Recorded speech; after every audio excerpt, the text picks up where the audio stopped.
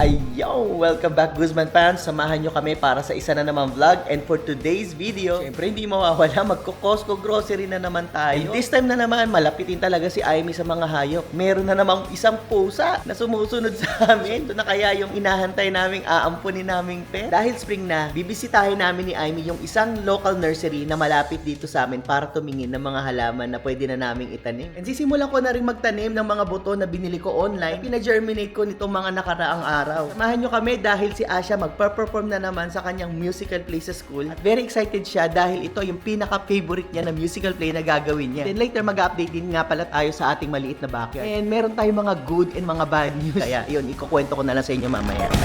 Are we at the end or are we at the start? 129 beats per minute from my heart. Anywhere we do is where I long to roam. Night or day, I'm taking you all the way. 'Cause my heart screams, let me carry you home. Let me carry you home.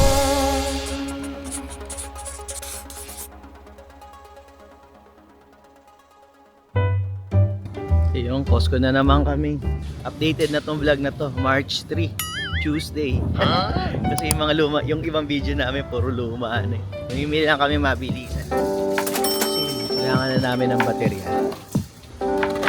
Parang mura yung avocado na. Hindi ba bumili tayong nakaraan? Hindi. Meron na silang pang spring, mga citrus. Parang hinalukay na tong tinapay nila. Kuha tayo sa likod. Kaya pala hinalukay. Yung iba expired na. February 22 pa yung expiration. Ito nga March 7. Ipi-freezer na lang namin. Pampatulog sabi ni Aimee.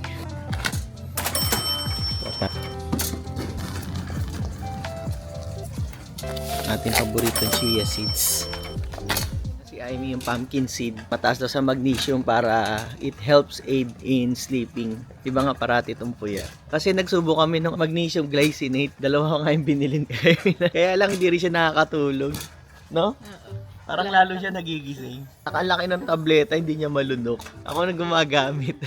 Sabi niya, ano na lang, natural na lang, kaya pumpkin seed na lang yung ginagamit niya. Pero nakakatulog na siya. Nag-improve na. Kailangan ano lang, maglakad ng maglakad. Maiksi na yung 8 hours sa kanya, kailangan 12 hours.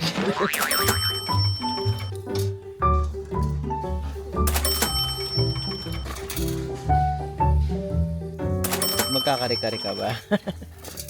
Ito gusto ng mga bata. Hindi pa kami kumakain ng magahan. So, pagkabukas ng Costco, punta agad kami dito. Minsan dito kami nagbe-breakfast. Kaya lang, nag-i-spike yung blood sugar ko. Lalo na pag breakfast, di ba? Pag wala laman yung tiyan mo. Pag kumain ka ng mga tinatinapay, naku, biglang tumataas yung sugar ko. Kung natatandaan nyo, di ba? Meron ako pinakita sa inyo yung reading ng blood sugar ko, yung fasting. Mga nasa 125 to 130, kaya ang taas. Kaya malaking improvement na nitong mga nakaraang buwan. Throughout the night, yan yung sugar ko. Oh. Ang ganda. 103, 104. Ganyan lang. Oh. Naubusan lang kami ng keto bread. Kaya kami pumunta rito ng maaga. Kasi nga wala akong pang breakfast.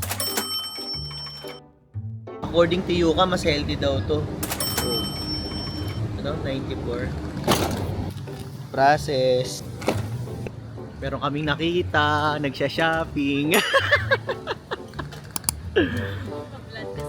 Ay, may blood test ka? Sa Quest. First time ko nga dun eh. Kablog ah. Hi!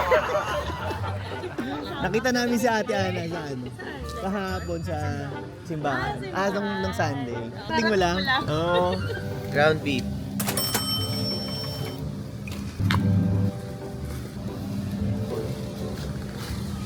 Bago to ah. Isang kagat, spike agad.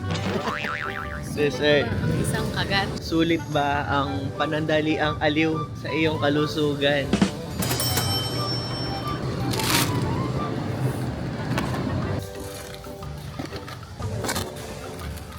Ito.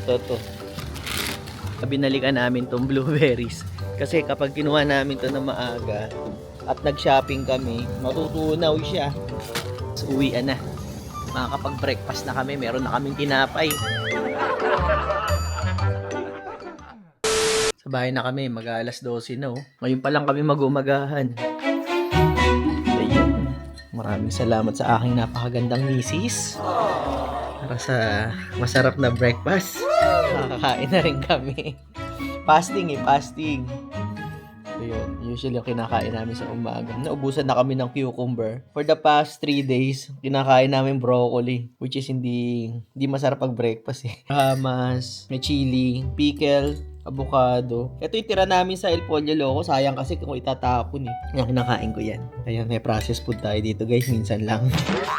Tuna sandwich na may mozzarella cheese. Syempre, gamit ni Mrs. ang kanyang oven. Ayun. Gamit na gamit yung yung kanyang oven, which is really good. Mahirap nga naman yung malaking oven, yung sa ilalim ng kalan. Preheat mo pa. Matagal mag-preheat, no? Oo, kasi malaki yung malaki yung chamber niya, di ba? Painitin niya yun. Tapos ang iinitin mo lang, ito lang. 2 tinapay lang, di ba? Kaya tamang-tama yung air fryer and oven combo. Ayun. Kain na tayo, guys. Halos araw-araw parang ganito yung setup namin. Ito yung sikreto kung bakit hindi tayo nag-i-spread. Kain muna kami, guys. Mamaya ulit. Bye. Ay nako, lapitin kami ng hayop. Meron na mga yung pusa. Ayan. Stray cat siguro to. Kitty. Parang buntis eh, oh. Wait yan. Hey, kitty. Oh. Ingit na naman si Asha nito pag nakita na naman. Oh, sumasalit-salit. Maamo siya. Kasi meow siya ng meow. Ampunin ka na namin. Ha? Pamalit ka kay Charlie. Napaka-cute. Oh? Tsaka ang ganda ng marking niya, oh. Kakaiba. Meow. Oh, tandaan mo yung face namin, ha? Friends tayo. Huwag mo kami iiwasan. Tara, papasokin natin sa bahay. We'll see you later, ha? Meow. Okay, meow. Susunod din sa'yo. Ewan ko kung susunod. I don't think so. Susunod din. Sige, sundan mo kami, ha? Pag to sumunod sa amin within 1 mile, kasi lalakad na naman kami. Pag 1 mile to, kasama pa namin to, iuwi na kita talaga.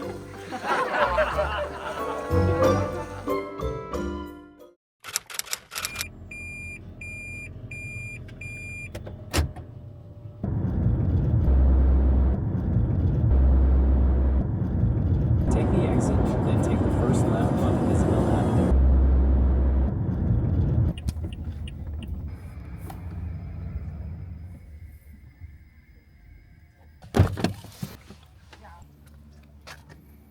Ay, si Madam. Bimili tayo guys ng halaman na itatanim natin sa backyard. Andito tayo sa Alden Lane Nursery dito sa may Livermore, California. Ang ganda ng puno, oh. Wow, laki.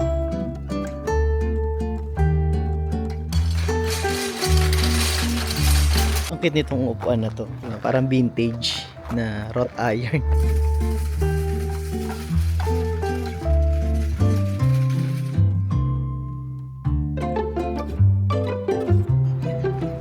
Medyo pricey lang guys yung mga halaman dito. Mas mura sa Home Depot. Kamatis. Ang dami sanang gulay guys. Kaya lang ang mahal, $7.49 ang isa. Eh marami kaming kailangan eh. Marami kaming bibili eh. So ibig sabihin pag bumili kami ng 10 tray, $75.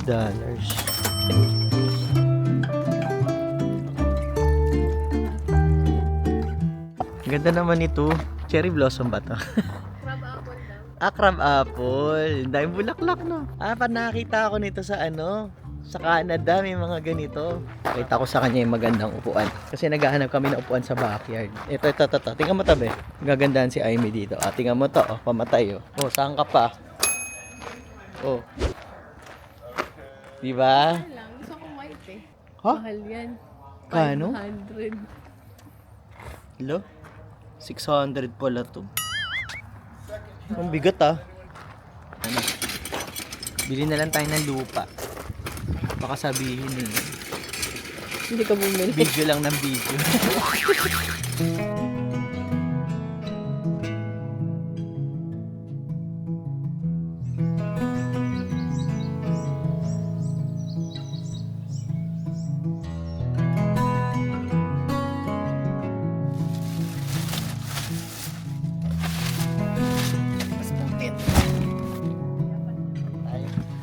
Na tayo sa Home Depot.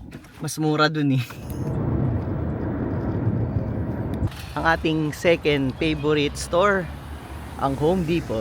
Yung first Costco, second Home Depot. Dito pala sa parking yung kanilang gulayan. Ang tanong, mura ba? O kita niya, mura lang oh. 333. Doon 750.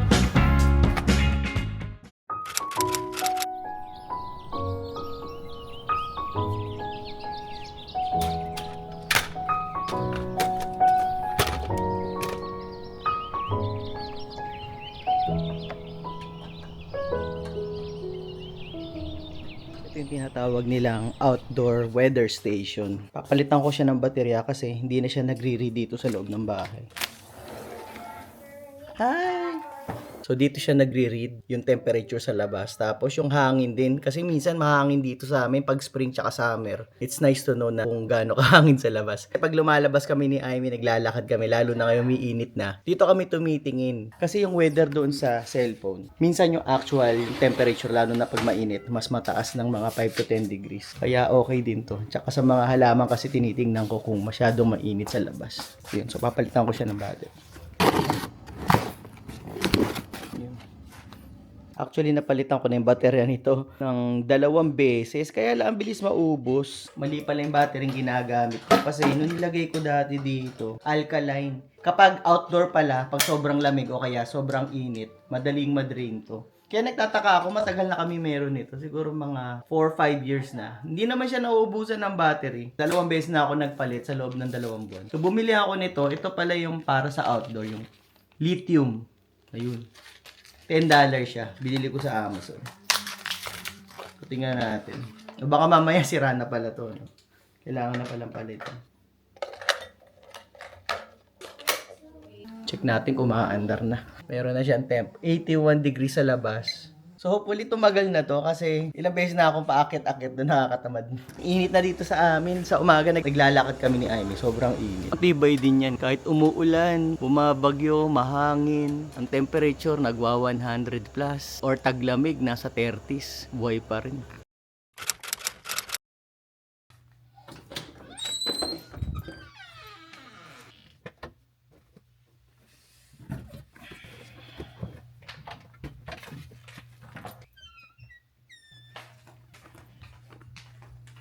Mag-alas 11 na ng gabi. Meron akong mga buto na pina-germinate ko. Kahapon kasi sinilip ko siya, yung okra, medyo mahaba-haba na yung ugat niya. Itatanim ko sana siya bukas sa lupa. Kaya lang, pag nakita ako bukas, usually yung pag pinahaba mo yung ugat, tumatago siya dun sa tissue. Tapos, ang hirap niya nang tanggalin. Nababali yung pinaka-ugat. Kaya sabi ko, bago ako matulog, tatanim ko muna siya. Medyo tinatamad na nga ako eh. Naalala ko lang. Pero may lupa na ako naka-ready. Para doon sa mga nag-aabang kasi gusto nila nung yung gardening vlog natin. Hindi ko na nga na-vlog nung pinaugatan ko. Pero yun nga para doon sa mga nagko-comment, yung mahilig sa maghalaman na nanonood sa amin, yung naboboard sa usapang investment. Eto na. Yan, medyo may moisture pa. Ito yung ampalaya, wala pa siyang ugat. Sitaw. Meron na nag-germinate na 2 sitaw. So, pwede ko na itanim yan. Ito, kita niyo isa. Ito mahaba na rin. Ano to? Cucumber. Ito, meron pa ako 2. Ayun, meron na yung isang ampalaya ko. Medyo lumabas-labas na yung ugat. Ang ampalaya yung isa sa mga pinakamahirap ipa-germinate. Di ba mahirap pero matagal kasi nga matigas kasi yung shell niya. Tapos ito yung okra. Ito yung pinakamabilis sa lahat. Nakita niyo to, oh. Nakakapit na yung ugat niya. Ayun. Sa ilalim. Ayan, no? Kita nyo, nakatagos. Yan yung pinaka-taproot niya. Minsan kasi pag sobrang haba, napuputol siya. Kaya kailangan ilagay na sa lupa. Kaya ayoko na maghintay bukas kasi tumatagos siya dito sa pinaka-tissue. Dumidikit siya. Pag nabali, pangit na yung tubo ng okra. Gabing-gabi nagtatanim.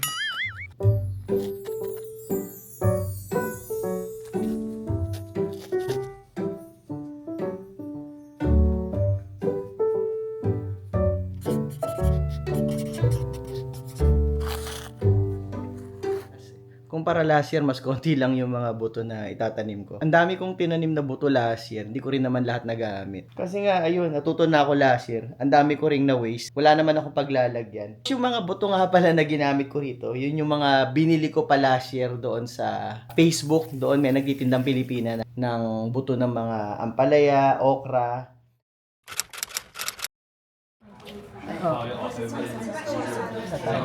Ayun, dito kami sa eskwelahan ni Asha. Meron na naman silang performance. Alice in Wonderland. Pang-apat na musical. Pang-apat na ni Asha. Hindi ako makapag-vlog kasi dahil tao eh. Excited na kami makita si Asha kasi ito yung pinaka-paborito niyang musical play na ginawa niya. Araw-araw nagpa-practice sa bahay. Sa bahay, minsan pinag-aaral mo. Ilang ginagawa kundi sumayaw, kumanta. Kaya gustong-gusto niya. Busy-busy nga si Asha. Within the last 2 weeks, ang practice sila everyday. Nagko-complain na nga siya, pagod na siya kasi may kumon pa siya. Sabi niya hindi na raw siya makapa-screen time. Yung 2 hours niya hindi na niya magawa kasi busy siya. Pero happy naman siya. Ayun. Nakakatuwa kasi dahil dito sa musical medyo na-boost yung confidence niya. Talagang ano na. Kumakanta na Makakanta na. Maraming tao. Yan. Dati kasi mahihain to eh. Nagsha-shutdown siya. Kaya malaking tulong din to. Ang ganda dito, libre pa siya. Donation. Ayun, daing tao. Mamaya, kita-kita tayo ulit.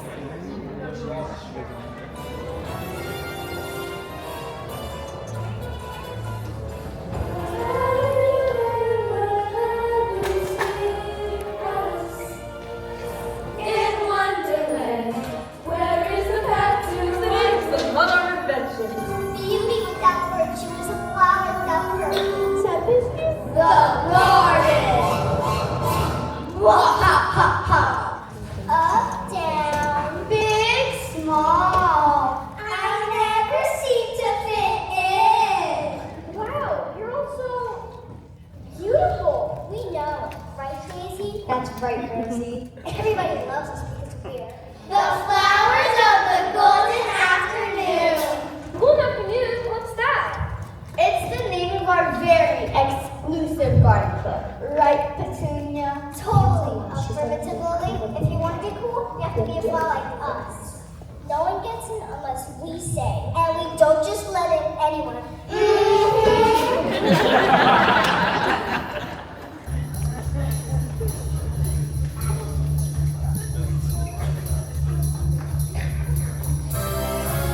Rose and violet got in last September, and Petunia made the cut in June. It's not easy to become a member of the golden afternoon, afternoon, afternoon, afternoon.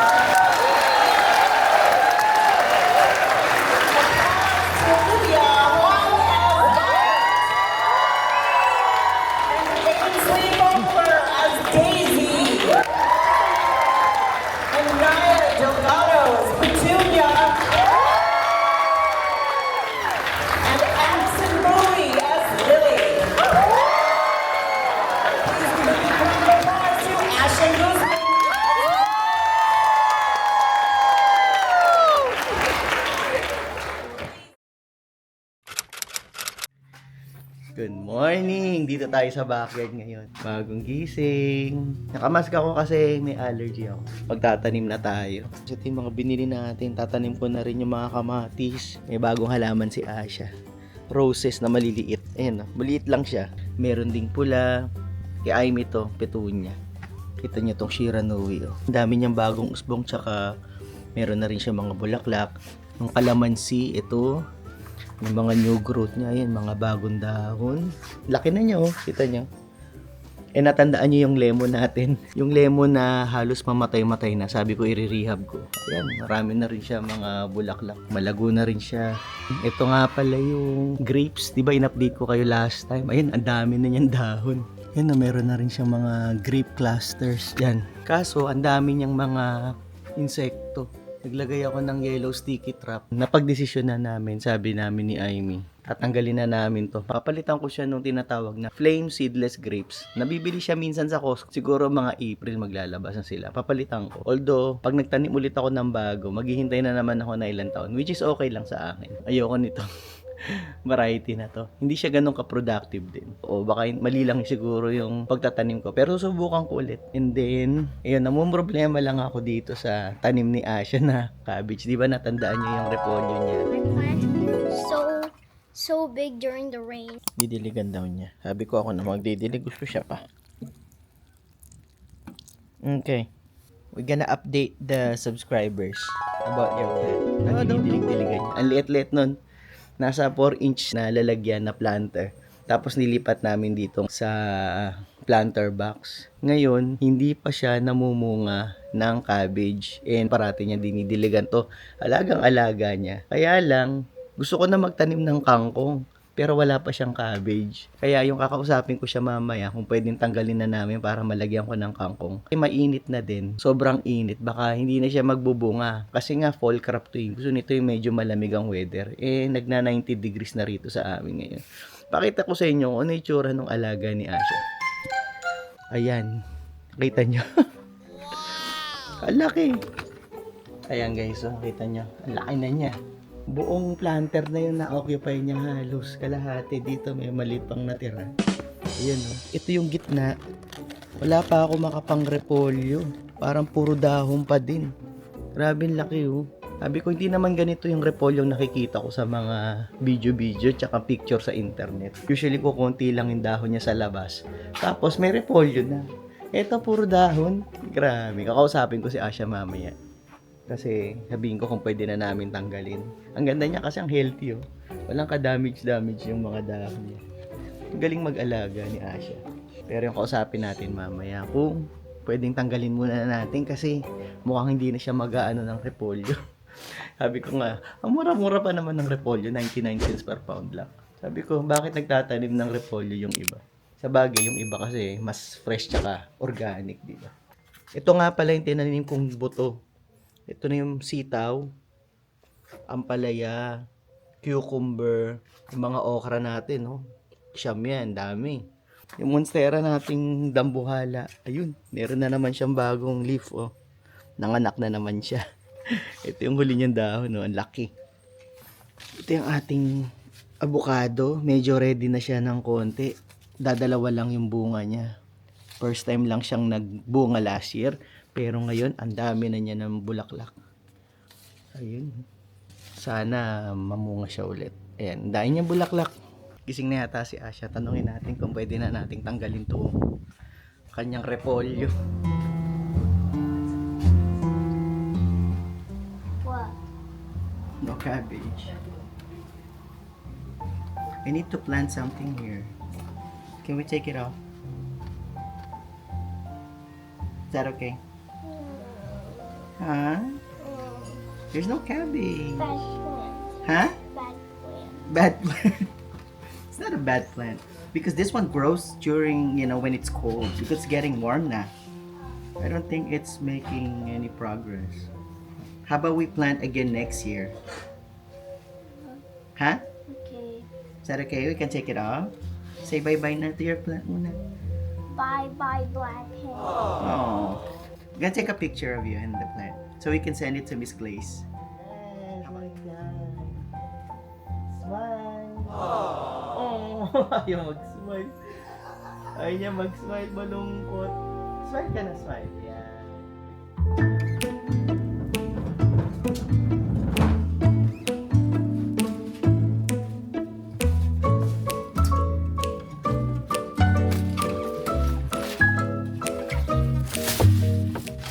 So guys, sinanggal ko na siya kasi at this stage kasi yung mahaba na yung mga shoot niya. Kailangan may mga bunga na to eh. Meron siya mga bunga kaya lang ko konti. Nanginayang din ako kasi almost 4 years ko na tinanim to. So naghintay ako by this year kailangan marami na siyang bunga. Pero ano eh, hindi eh. So yun. Ubus na pasensya ko. Kaya papalitan na lang natin siya. Sayang lang yung oras no. Ang haba nung hihintay ko. Kaya lang ganun talaga. You have to move on. Yung meron siya mangilan-ngilan. Kaya lang, kukonti. Nakukontian ako. Hanap na lang tayo ng ibang variety. Tapos maghihintay ulit tayo ng mga 3 years. Yan. Kailangan lang talaga ng mahabang pasensya. Tsaka, syempre, trial and error din. Parang ano lang to eh. Relationship lang to guys. Kung ayaw mo na sa akin, kahit pinagtyagaan na kita ng 3 taon, kailangan nyo na mag-let go. Maghahanap na tayo ng bago. Kahit pinagtuunan mo na ng pansin at maraming oras.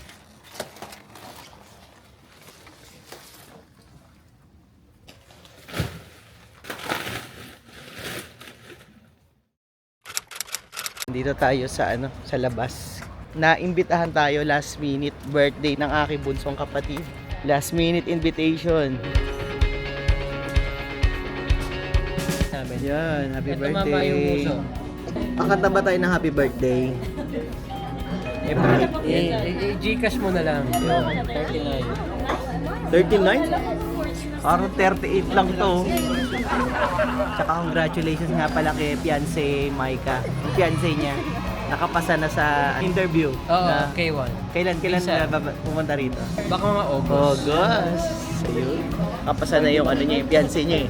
By August daw, narating. Congratulations kay Maika. See you soon. See you soon. Ano masabi mo kay Miss Maika?